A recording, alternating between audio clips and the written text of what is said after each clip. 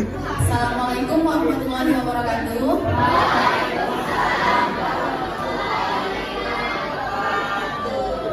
Masih semangat ya? Halo. Hai. Sebelumnya perkenalkan, saya Reni Marisa, mendampingi Ibu Samsia, Sekretaris Kabupaten Sulawesi Utara. Terima kasih atas sambutannya pada hari ini, menyambut kedatangan kami dari KPU untuk mengisi acara pembelajaran umum P5 tentang suara demokrasi remaja sebagai pemilih pemula. Semoga kegiatan kita hari ini mendatangkan manfaat untuk kita semua. Tanpa panjang lebar lagi, langsung saja kita akan dengarkan materi yang akan disampaikan oleh Ibu Syamsiah SHMH selaku Sekretaris KPU Kabupaten Sulawesi Utara. Kepada Ibu kami persilakan. Baik, Assalamualaikum warahmatullahi wabarakatuh.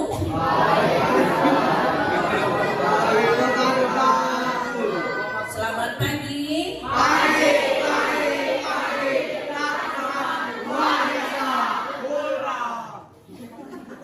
Memang betul-betul luar biasa, ya. Tetap semangat ya anak-anak. Ini kalau waktu zaman ibu sekolah, pelajaran P5 ini tidak ada. Tadi sudah dijelaskan oleh Bapak Kepala Sekolah dan Pak itu katanya adalah menggali bakat pada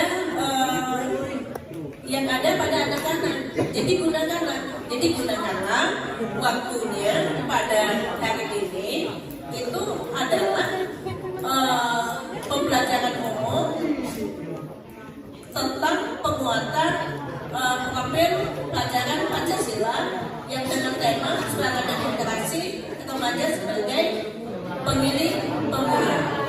Nah, kalau yang namanya Pancasila itu dari SD, SMP itu sudah ada pelajaran Pancasila atau PKR.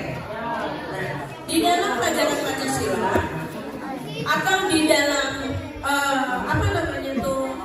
sila-sila Pancasila itu sudah ada mengenai demokrasi. Siapa tahu sila keberapa yang mengandung makna demokrasi? Tiga. Katanya 4. Apa 4 itu?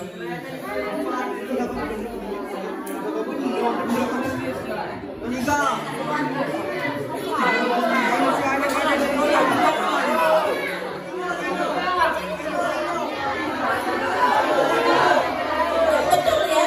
Jadi demokrasi itu ada di dalam dituangkan di dalam sila keempat Pancasila.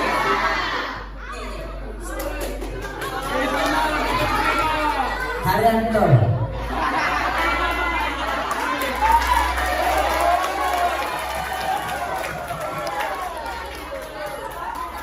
Itu dulu yang akan kita pelajari, ya. Kita lihat dulu. Kita katanya tadi P5. P5 itu proyek penguatan profil pelajar Pancasila. Kita harus tahu dulu Pancasila itu apa saja. Kemudian tema yang diangkat mengenai demokrasi. Di dalam sila Pancasila itu ada mengandung mengenai demokrasi. Yang salah satu contoh, ada yang bisa menyontohkan salah satu bentuk demokrasi yang ada di sekolah. Selain itu,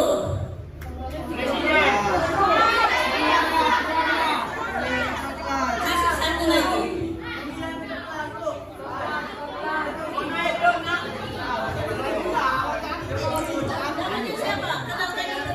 Ari.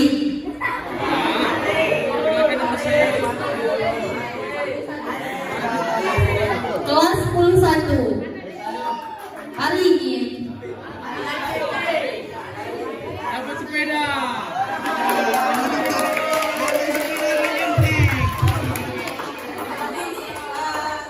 Sudah melaksanakan pemilihan OSIS.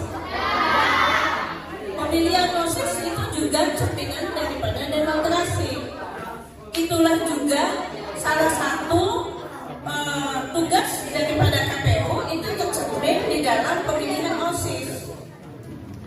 Ada komisi pemilihan OSISnya, kemudian ada kotak suaranya, ada kampanyenya, kemudian ada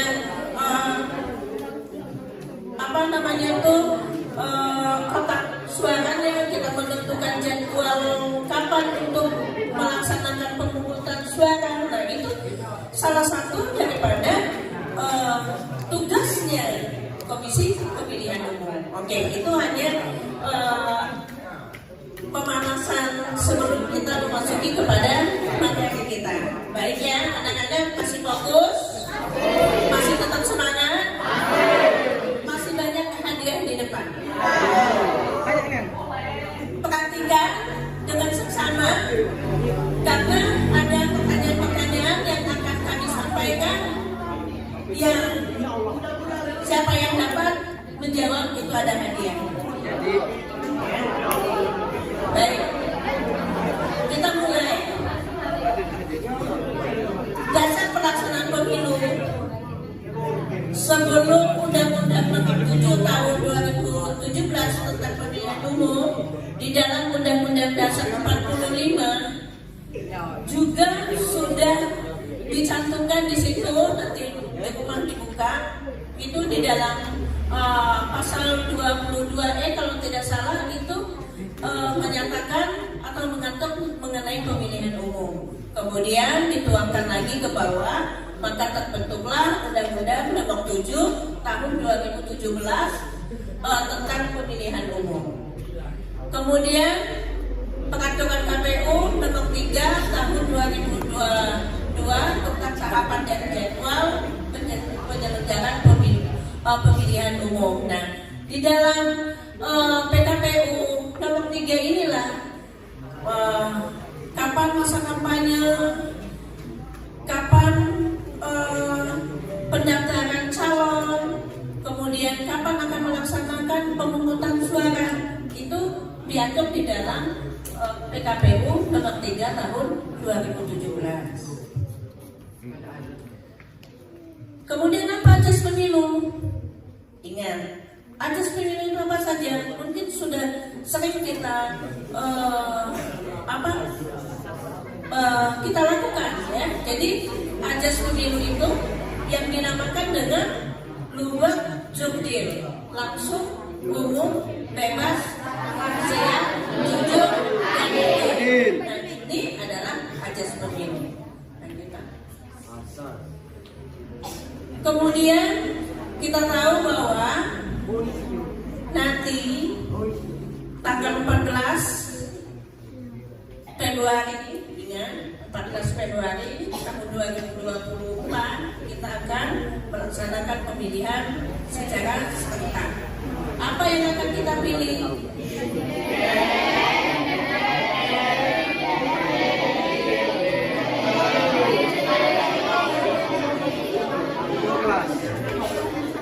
Ya, itu se-Indonesia akan melakukan 5 pemilihan ini yang akan kita pilih ini. Nah, apakah nanti anak-anak pada tahun 2024 sudah berusia 17 tahun? Mungkin ada yang sudah, ada yang belum ya. Jadi yang sudah 17 tahun dia akan memilih 5 pilihan ini. Ya. Lanjut, Pak. Lanjut. Nah, tadi dikatakan bahwa Komisi Pemilihan Umum itu salah satu lembaga negara penyelenggara pemilu. Penyelenggara pemilu dan pemilihan tahun 2024 itu ada 3. Ada KPU RI, ada Bawaslu, ada DKPP.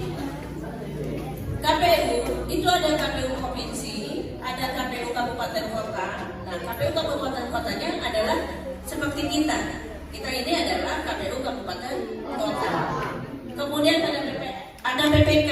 Nah, PPK salah satu anggota PPK itu seperti Pak Budi. Pak Budi itu salah satu anggota PPK. kemudian ada PPS dan juga ada KPPS. Begitu juga dengan Bawaslu, ada Bawaslu Provinsi, ada Bawaslu Kabupaten Kota, ada Panwasca, PKD, pengawas TPS, kemudian ada DKPP. DKPP itu adalah suatu dewan kehormatan penyelenggara pemilu. Jadi penyelenggara yang melanggar kode etik itu akan disidang di DKPP. Lanjut, Pak. Nah, yang harus kalian tahu, yang akan memilih pada tanggal 14 Februari nanti, kalian harus tahu partai apa saja peserta pemilu 2024. Ada berapa pesertanya? Itu? Hah?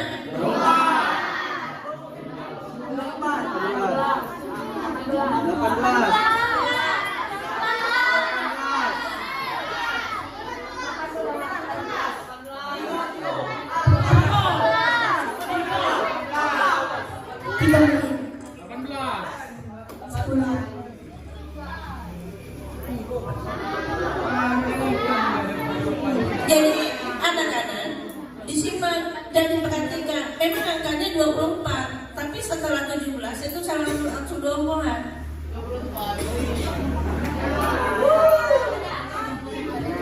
Jadi peserta pemilu yang akan kita pilih itu yang di kita ya, yang di kita kecuali Aceh. Kalau Aceh dia memang jumlahnya 24. Nanti di slide selanjutnya.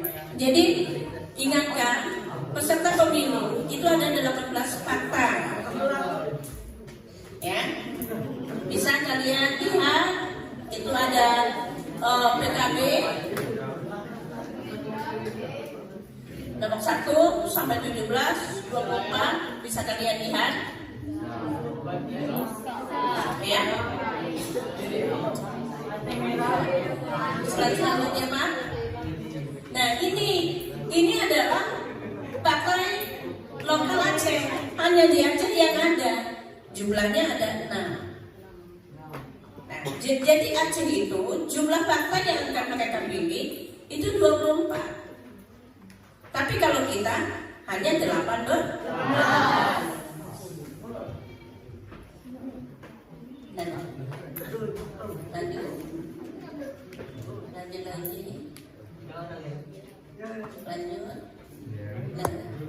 Lanjut lagi, Pak. Nah, ini sesuai dengan tema kita. Siapakah pemilih pemula? Ada yang bisa? Namanya sebagai pemilih pemula. Ada yang lain?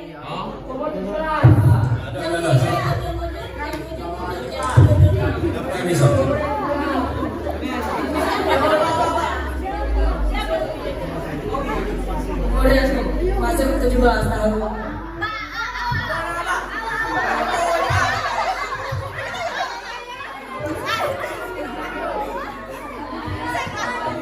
Warga negara Indonesia. Yang baru masuk umur 17 tahun.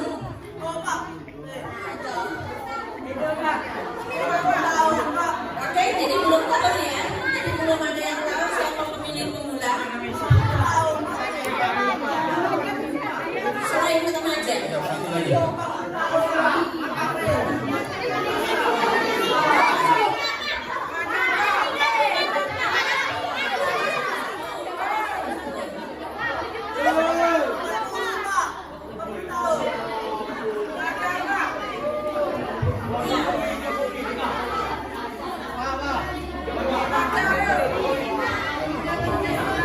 Sudah menikah.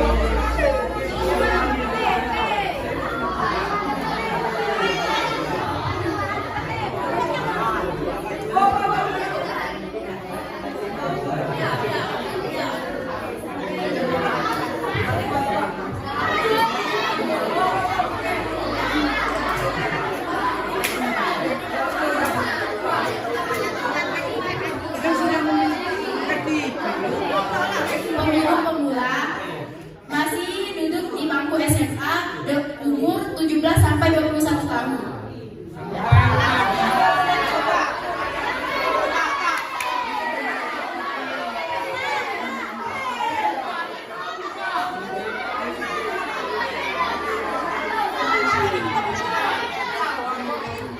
Remaja yang kewargaan negara Indonesia yang memiliki KTP yang berusia 17 tahun.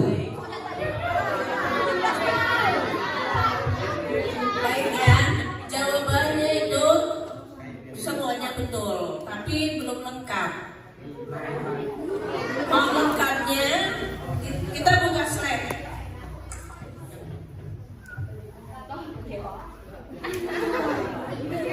Nah, siapa pemilih pemula? Pemilih pemula itu adalah pemilih yang baru pertama kali akan menggunakan hak pilihnya. Pemilih pemula merupakan masyarakat yang telah memenuhi syarat untuk memilih. Siapa saja?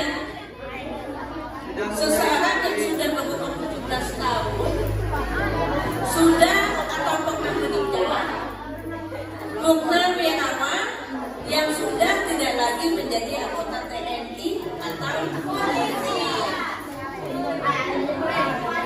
Mengapa? Karena TNI Polri, kalau dia masih aktif, dia tidak memilih, dia tidak punya hak boleh memilih. Tetapi setelah dia pensiun atau purnawirawan, maka hak pilihnya dikembalikan lagi. Kemudian satu lagi itu adalah yang sudah menikah walaupun usianya belum 17 tahun. Ya, jadi ada 3. Nanti kalau ditanya siapa pemilih pemula? Pemilih pemula itu adalah yang berusia 17 tahun, sudah atau belum menikah, purnawirawan TNI ataupun. Sampai sini tahu ya? Tahu. Sudah tahu ya? Tahu.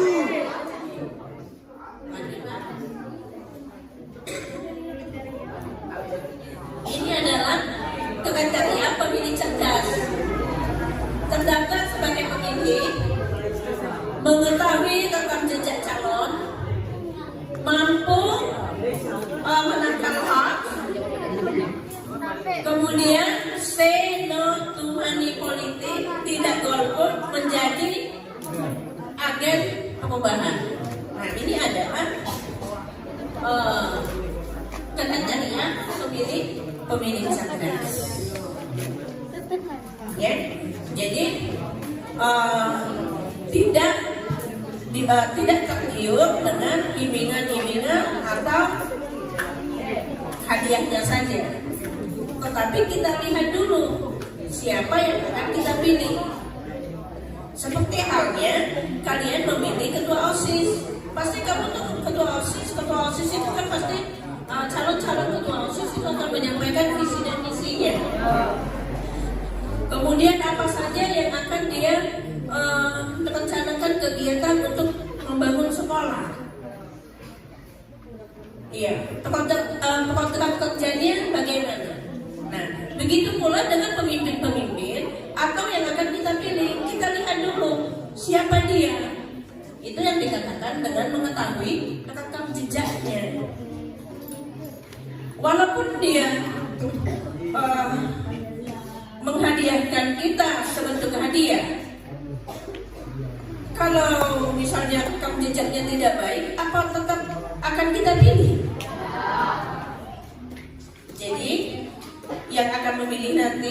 sudah 17 atau bisa sampaikan kepada orang tuanya atau kakak di rumah, itu pilihlah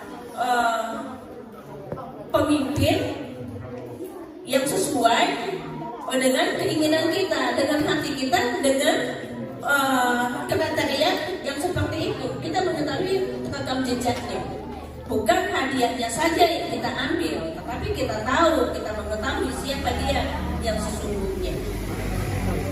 Ya, itu tadi kalau di sekolah bentuk daripada demokrasi itu adalah pemilihan ketua kelas, kemudian pemilihan ketua OSIS. Tidak mungkinlah kita memilih ketua OSIS misalnya dia jangan masuk, suka terlambat, sering minggat. Nah,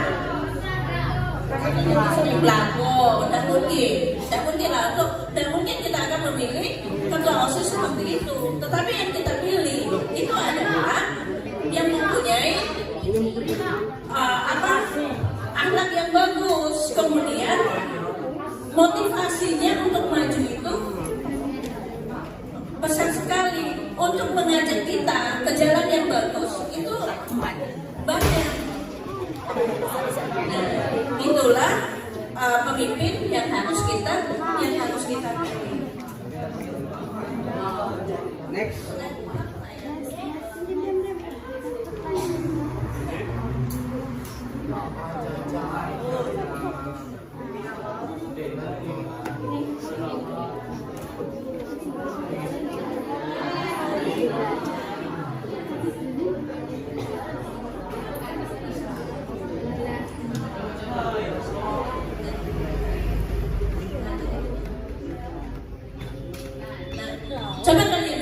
Coba kalian lihat, di sini adalah jumlah pemilih berdasarkan generasi pada pemilu 2024.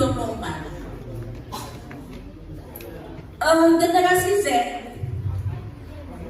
yang usianya 17 sampai 24 itu sebanyak 29.610. Kemudian generasi milenial 25 sampai 39 itu 52.000.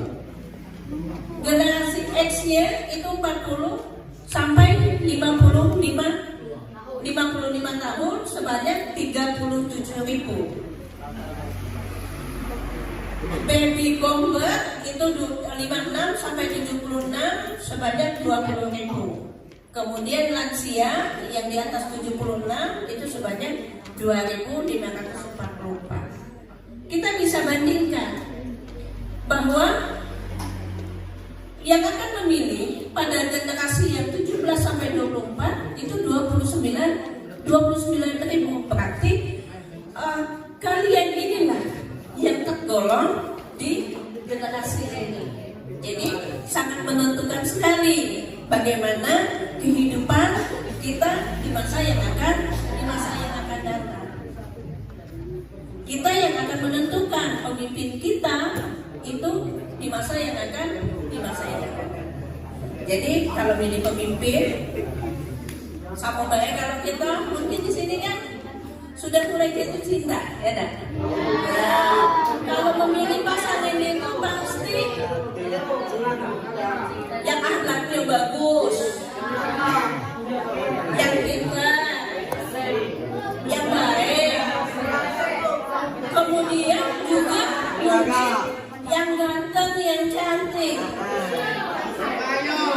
Begitu pula kalau kita memilih pemimpin, kita tinggal dulu bagus, gak apa tuh baik, apa tidak, ganteng, apa tidak, itu juga menjadi kriteria. Kemudian wibawanya. Jadi itu ya anak-anak, tentukanlah pilihan kalian sesuai dengan keinginan. Nanti sampaikan kepada orang tuanya atau masyarakat atau kakak ayunya yang di rumah, itu bahwa kita harus memilih dengan kriteria menjadilah pemilih yang cerdas, karena yang menentukan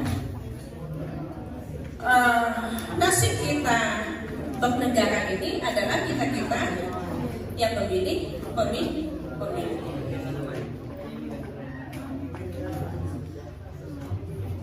sini ada pertanyaan enggak? Yang mau bertanya? Ada yang mau bertanya silakan.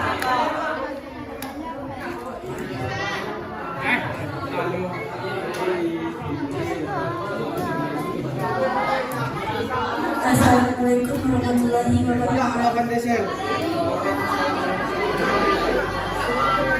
Perkenalkan, saya Tika Mulia dari Sekolah 2 dari Desa Ayu. Saya ingin mengajukan pertanyaan.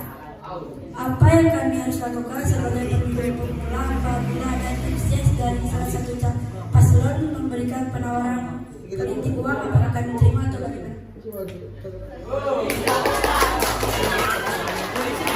Ada pertanyaan lagi, satu lagi.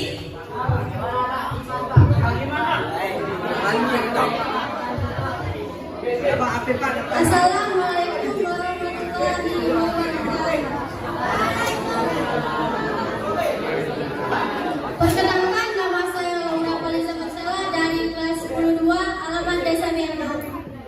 Saya ingin mengajukan pertanyaan, bagaimana generasi muda menyikapi fenomena pemilu di daerah kita?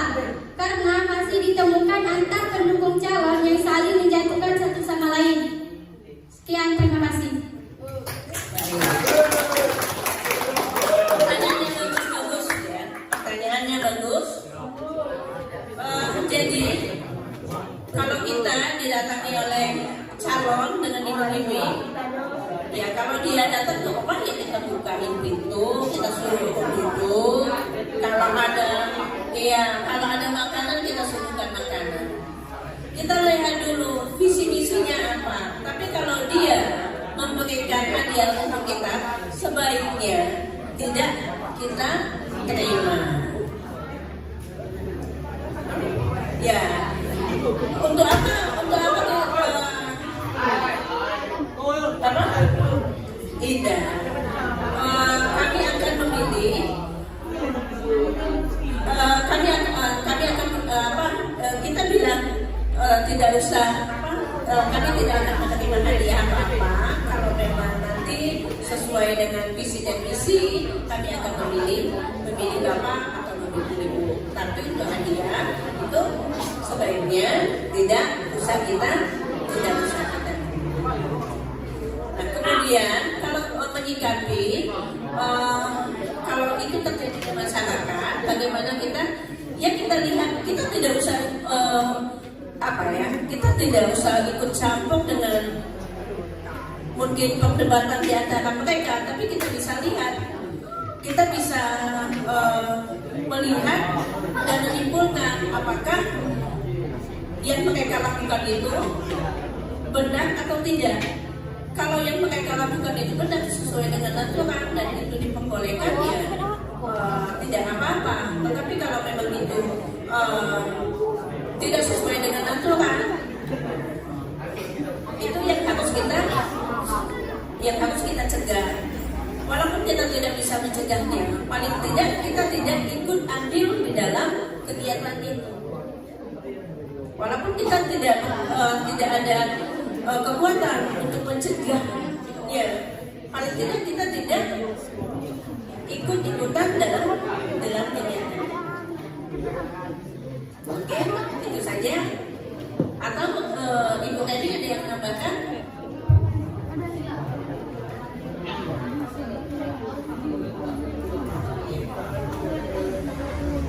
Ada lagi?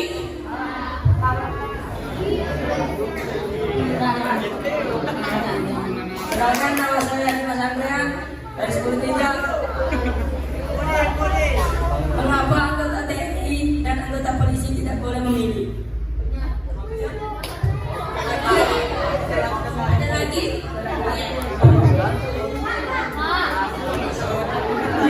Assalamualaikum warahmatullahi wabarakatuh. Perkenalan, nama saya Haryanto, kelas 10-4, ingin bertanya, apa yang dimaksud dengan pemilihan golput? Pemilihan golput.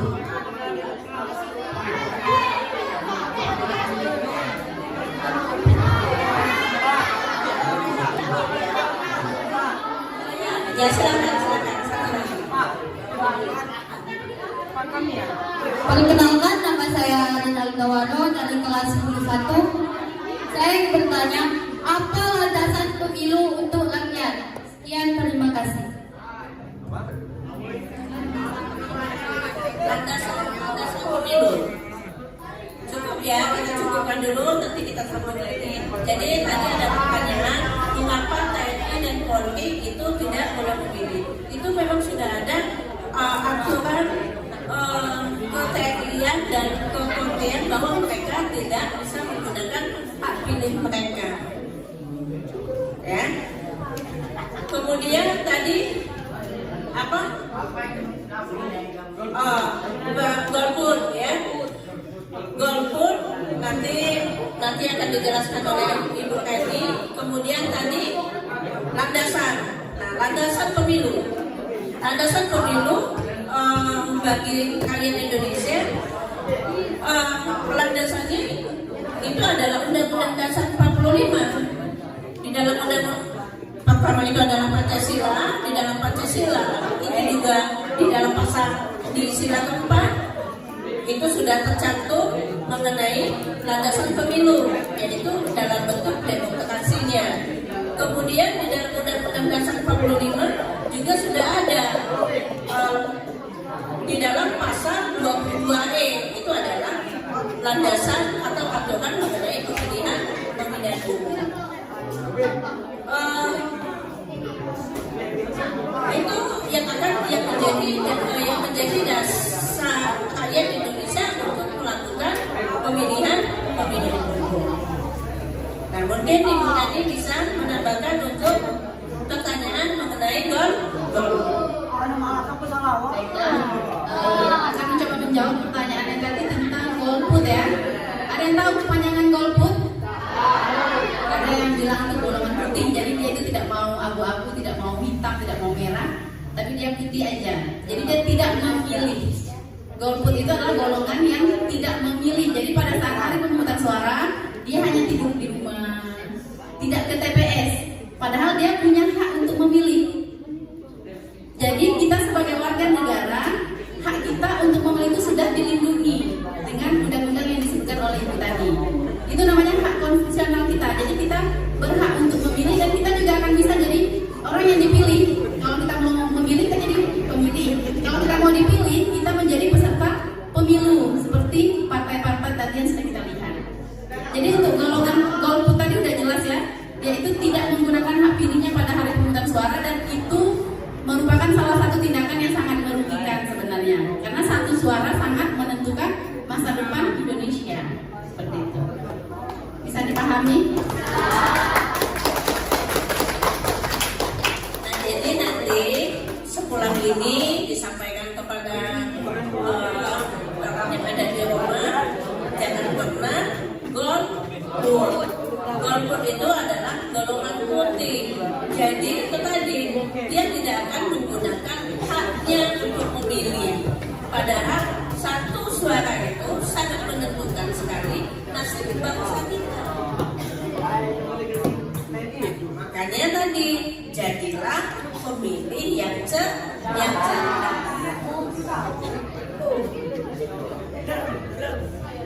Itu tadi ya. Jadi kita lanjutkan sedikit lagi. Pemilih pemula sangat rentan. Pemilih pemula sebagai target untuk dipengaruhi karena dianggap belum memiliki pengalaman.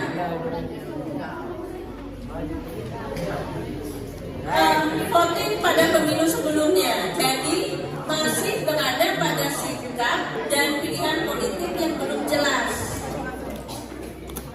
Pemilih pemula yang baru memasuki usia hak pilih juga belum memiliki jangkauan politik yang luas untuk menentukan kemana mereka harus memilih. Jadi hati-hati kepada pemilih pemula, karena itu akan dimanfaatkan oleh oknum-oknum tertentu. Catat, jadilah pemilih yang cerdas. Bisa.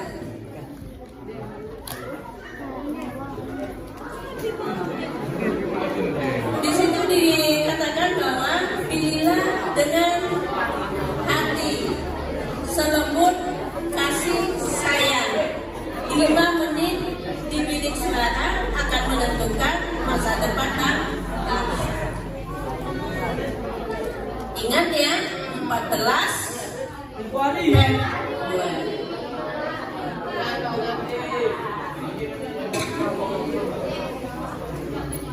Mungkin itu saja yang dapat kami sampaikan. Jangan lupa ya di follow medsosnya KP. Ada FB, ada Instagram, ada YouTube, ada TikTok, ada Twitter,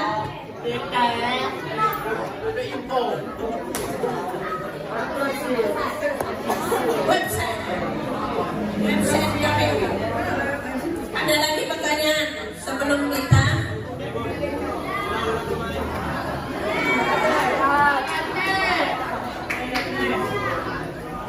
kita mengadakan kuis.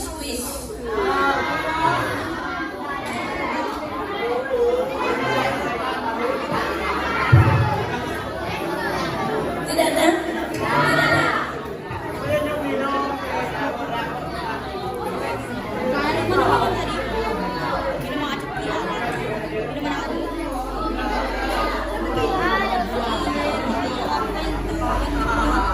Baiklah, bagaimana? Masih semangat? Tadi saya dengar ada yang bilang kalau menjadi pemilih itu 17 tahun harus sudah menikah. Jadi kalau kayak bapak ibu yang udah 17 tahun menikah, gimana dong mau datang ke TPS? Tidak boleh ya? Jadi saya 17 tahun, yang sudah menikah itu dipisah. Yang sudah 17 sudah menikah atau sudah pernah menikah itu untuk yang di bawah usia 17 tahun. Karena ada tuh yang nikah dini kan, yang bisa milih. Terima kasih Bu Syamsia atas pemaparan materinya. Kita lanjut sesi berikutnya. Di sini kami masih memiliki beberapa hadiah yang akan dibagikan ke adik-adik semua. Kita akan kasih pertanyaan ya. Kami akan kasih pertanyaan, harap didengarkan dengan baik dan siapkan jawabannya sebaik mungkin.